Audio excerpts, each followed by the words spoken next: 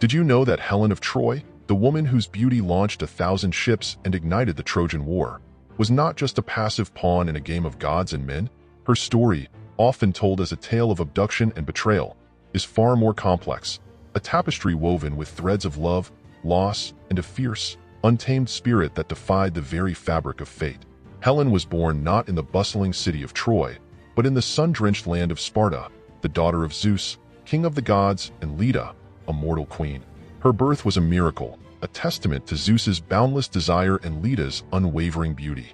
From the moment she drew breath, Helen was destined for greatness, her beauty a beacon that drew the eyes of gods and mortals alike. Her childhood was a whirlwind of privilege and adoration. She was raised in the opulent palace of Sparta, surrounded by the finest silks, the most exquisite jewels, and the constant attention of her parents and the court. But even amidst such luxury, Helen yearned for something more, a connection that transcended the superficiality of her life. Her heart was captured by Menelaus, the king of Sparta, a man of strength and courage, whose love for her was as boundless as the Aegean Sea. Their wedding was a spectacle of grandeur, a celebration that echoed throughout the land. Helen, adorned in a gown of spun moonlight, stood radiant, her beauty eclipsing even the brilliance of the sun. But their happiness was short-lived. The whispers of Helen's beauty reached the ears of Paris, the son of Priam, king of Troy. Paris, a prince of charm and cunning, was captivated by the tales of Helen's beauty, a yearning for her presence consuming him. He embarked on a perilous journey to Sparta, driven by a desire that bordered on obsession. He arrived at the Spartan court, disguised as a humble merchant, his true intentions hidden behind a mask of innocence. He was welcomed with open arms, his charm disarming even the most discerning eyes.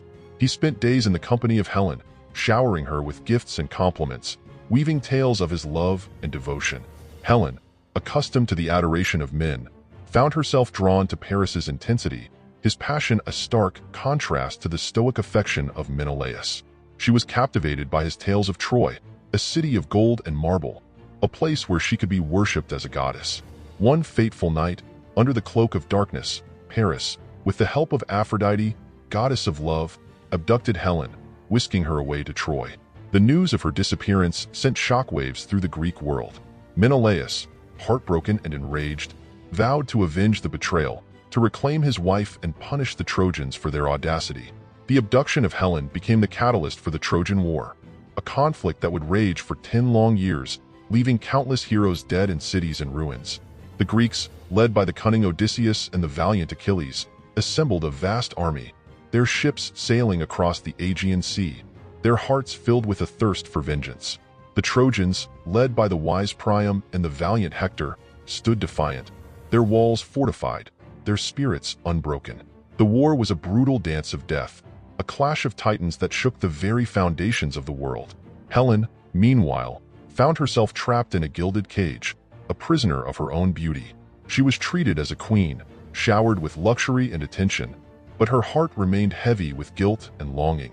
She missed the familiar embrace of Menelaus, the warmth of her Spartan home.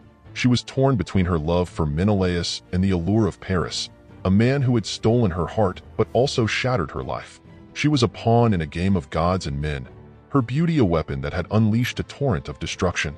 As the war raged on, Helen witnessed the horrors of conflict firsthand. She saw the faces of her countrymen, their eyes filled with fear and despair, their bodies ravaged by war. She saw the city of Troy, once a beacon of beauty and prosperity, reduced to rubble, its streets stained with blood. She yearned for peace, for an end to the bloodshed, but she knew that her presence in Troy was the very spark that ignited the flames of war. She was a symbol of betrayal, a reminder of the pain and suffering that had been inflicted upon the Greeks. In the end, the war was won by the Greeks, their victory a testament to their courage and determination. Troy was sacked, its walls crumbling, its people scattered. Paris was slain, his life extinguished by the hand of Menelaus. Helen, her heart heavy with grief and remorse, returned to Sparta with Menelaus. She was welcomed back with open arms, her beauty no longer a source of conflict but a symbol of resilience and forgiveness. But the scars of the war remained, etched deep into the fabric of her soul. She had witnessed the horrors of conflict, the pain and suffering that it inflicted upon both sides. She had learned that beauty, while a gift, could also be a curse, a source of both love and destruction. Helen's story is a cautionary tale, a reminder that beauty is not a guarantee of happiness, that love can be both a blessing and a curse. It is a story of loss and redemption, of the enduring power of love and the devastating consequences of war. It is a story that has resonated through the ages, a testament to the enduring power of human emotions, the complexities of love and loss, and the devastating consequences of war. It is a story that reminds us that even the most beautiful of women can be caught in the crossfire of fate, their lives forever altered by the choices of others. And so, the legend of Helen of Troy lives on, a tale whispered on the wind, a reminder of the power of beauty, the fragility of love, and the enduring legacy of war.